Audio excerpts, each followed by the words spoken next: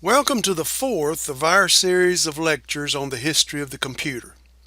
This series is based on a documentary titled The Machine That Changed the World of 1992. It was written and directed by Nancy Lind and produced by WGBH Television of Boston, Massachusetts and the British Broadcasting Corporation. Backers included the Association of Computing Machinery, the National Science Foundation, and the Unisys Corporation. It is a terrific documentary that includes actual interviews with some of the people who were instrumental in the evolution of the computer. The previous lectures were based on the Giant Brains episode, which introduced us to Charles Babbage's work with his mechanical difference engine around the mid-19th century, after which not much happened for almost 80 years.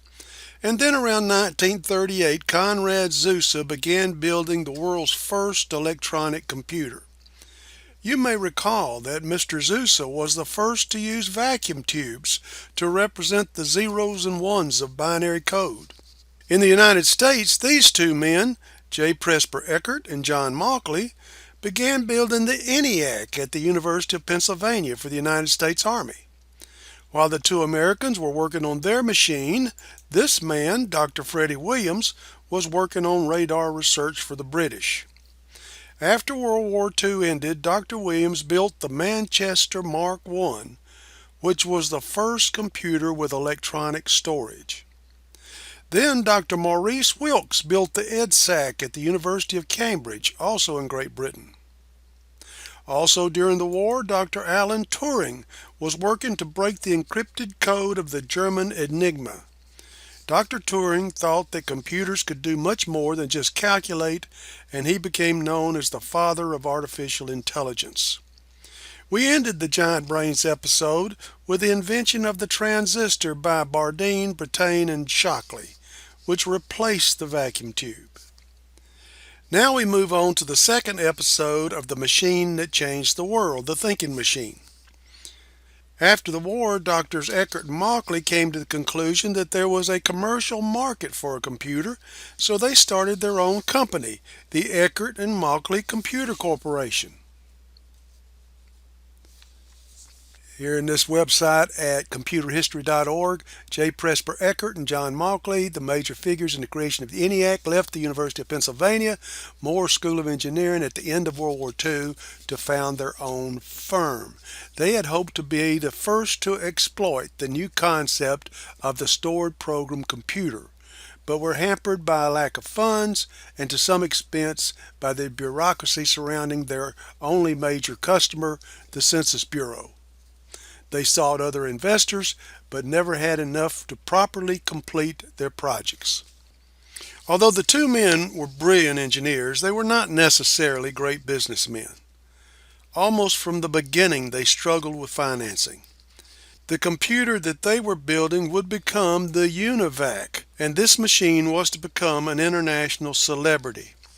It appeared on TV, in the news, and in the movies.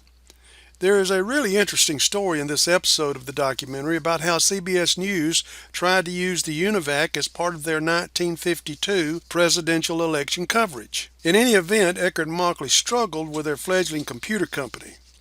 They needed two things very badly: customers and money. It was nearing the time that the 1950 census had to be completed. The law requires that this agency complete the necessary surveys and documentation by a certain time, and the task was very challenging. They needed something more than the human computers of the day to get it done. So they became Eckert and Mauchly Computer Corporation's first customer. There is an image of the contract shown in the documentary, The Thinking Machine. Be sure to note the price quoted for the job. You may see it on a quiz. In any case, it turned out not to be enough money for the two engineers. They were building a brand new machine that no one had ever seen before, and the challenges were daunting. It just took more time and money than they estimated.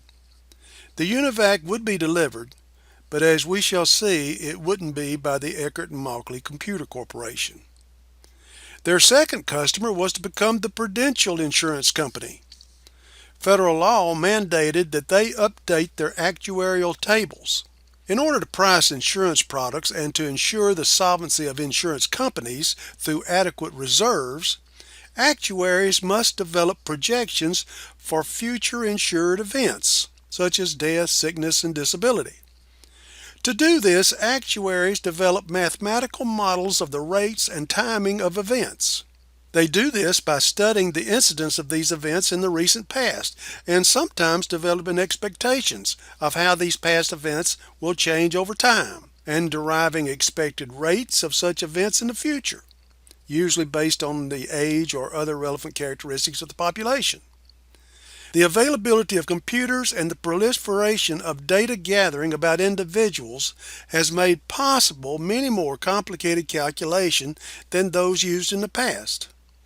That is to say, they crunch more numbers. And to factor in a range of non-traditional behaviors such as gambling or debt load into those special calculations utilized by some institutions for evaluating risk. Thank you, Wikipedia, for that information. All of this began with Prudential's purchase of the UNIVAC. So Eckert and Mauchly were adding more customers, but they still did not actually have a product. And delivering the product was going to cost money. They needed backers. In comes Harry Strauss and the American Totalizator Company. Mr. Strauss was in the business of manufacturing those machines that calculate odds and display the results at racetracks. He was obviously a very sharp entrepreneur, and he saw the potential of the computer to be a competitor. So he bought into the Eckert and Mauchly Computer Corporation.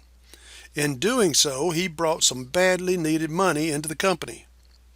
Unfortunately, as you will see in the Thinking Machine episode, events occurred that resulted in his company bailing out on Eckert and Mauchly.